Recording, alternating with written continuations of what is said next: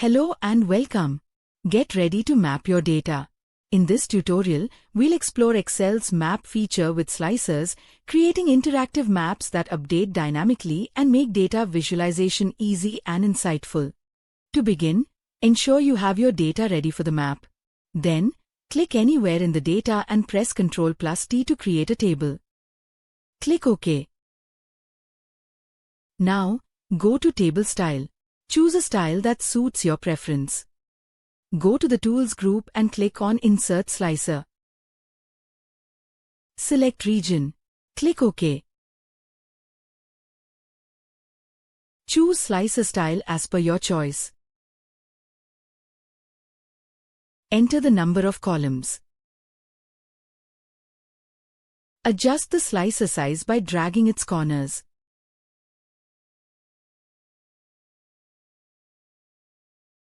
Go to the table and select the state and population columns.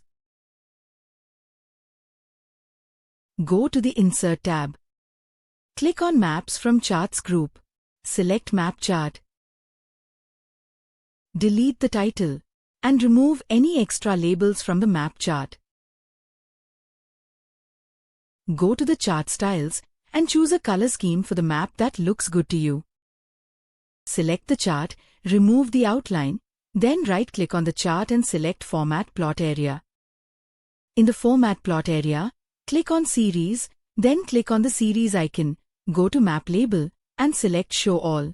Now all states are now visible on the map chart. Select the map and slicer. Press Ctrl+X to cut them, then open a new sheet and press Ctrl+V to paste. After pasting, adjust the size of the map and slicer to fit your needs. Go to the View tab, locate the Show group, and uncheck the Grid Lines option. Remove the Shape Outline and Shape Fill color from the map if necessary. You can also experiment with different chart styles for the map to find the one that best suits your needs. Click on any region in the slicer and see the map update to show data specific to that region.